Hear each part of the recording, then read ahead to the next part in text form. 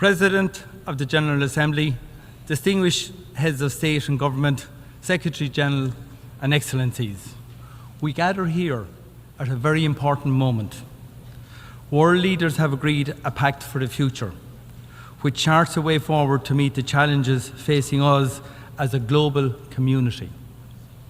To do so, we must honour existing commitments, including the Sustainable Development Goals and the 2030 Agenda, and be ready to adapt to new and emerging challenges.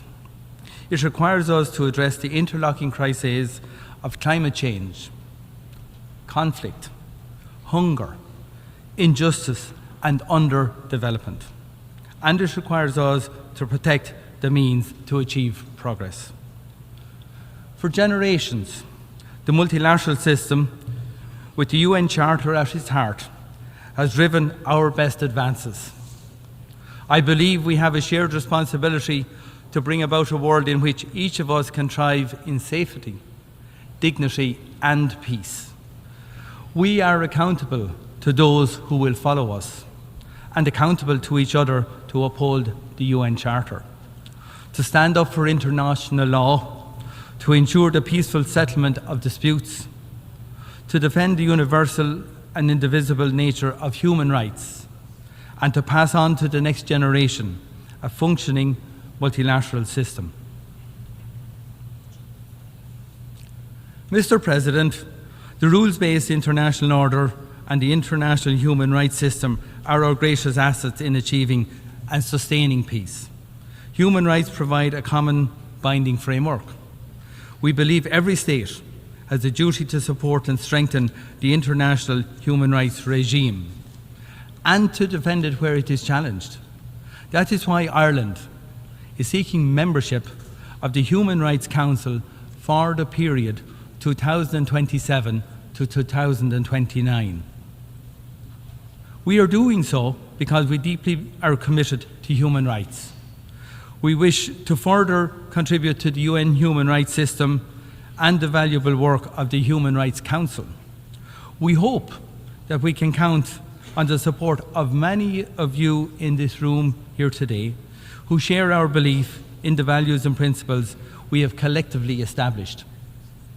We also have a duty to uphold international law and international legal order.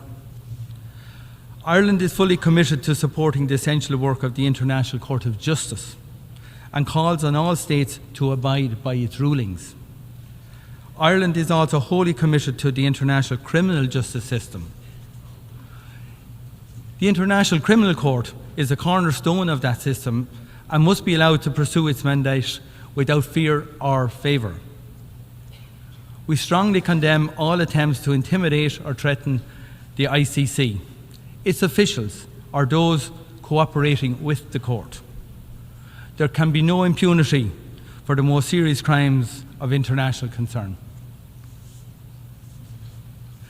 Mr. President, we're seeing a global backlash against the human rights of women and girls.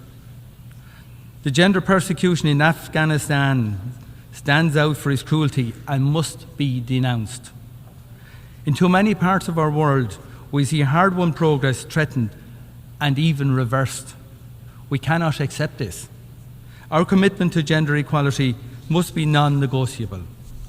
We must also address the unacceptable rise in attacks on the right to life, liberty, and security of LGBTQI people in all corners of the world. And we must unequivocally condemn all forms of racism, intolerance, and hatred, including anti-Semitism, anti-Muslim hatred, and the persecution of Christians. Mr. President, we are already seeing the destructive impact of climate change. It is clear that climate change is the driver and multiplier of instability and conflict. Ireland worked hard to address this during our recent term on the Security Council. Climate change threatens each and every one of us. From small island developing states in the Pacific and the Caribbean and elsewhere to countries in Africa, Asia, and Latin America. Those who have contributed least to climate change are among the most vulnerable to its impacts. This is an enormous injustice. As we approach COP29, we must do everything we can to reduce fossil fuel emissions. As a fellow island state, Ireland is working to support adaptation and loss and damage activities. We need collective action at speed and at scale to avert the most catastrophic impacts of the climate crisis. Ireland and our EU partners will play our role. At the UN last year and again at the Pact for the Future, we have recommitted to the Sustainable Development Goals. Now we need to act with urgency as progress on these targets falters. Ireland's international development budget is at record levels and per capita. We are one of the strongest providers of humanitarian assistance on this planet. We are firmly committed to global solidarity and to reaching the furthest behind first. We will maintain our focus on action to end hunger and malnutrition, and especially the needless global scandal of child wasting and stunting. We will remain champions of gender equality and the empowerment of women and girls. Mr. President, we face the very real prospect of a regional war in the Middle East.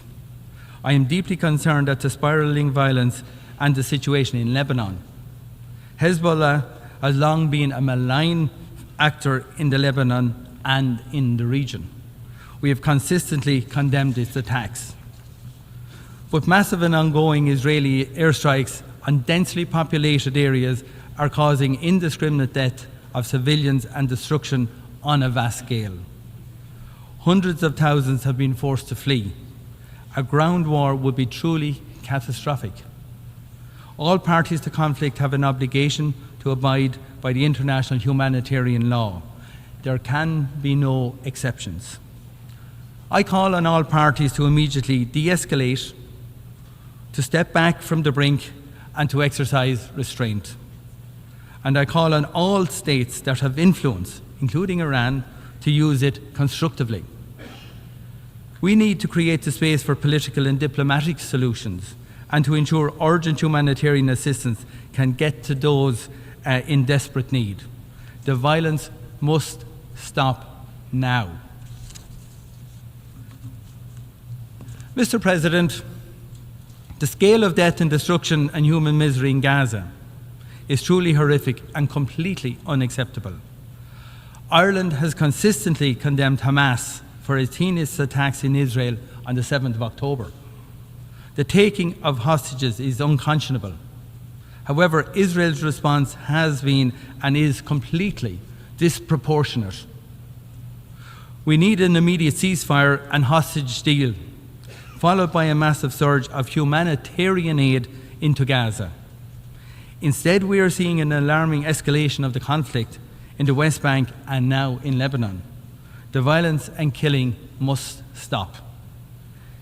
It has long been clear that the only viable basis for a lasting peace and security for Israelis and Palestinians is a two-state solution.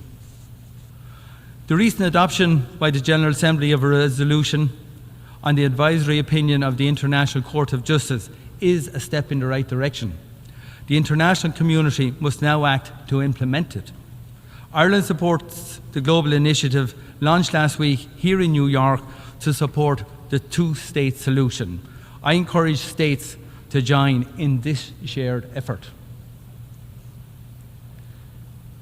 Mr. President, Russia's unjustifiable war of aggression against Ukraine represents a severe threat to the global multilateral system. A challenge to the norm that borders cannot be changed by force should concern us all very deeply. We should all be deeply concerned by defiance of the UN Charter by a permanent member of the Security Council. Undermining the rules-based order on which each of us of our security depends should concern us all. The transfer of ballistic missiles by Iran to North Korea to Russia for use in Ukraine is totally unacceptable. These transfers are unlawful and threaten international peace and security, and they must stop. This is not just a European security concern. This is a war with global impacts on food security and on energy and commodity prices.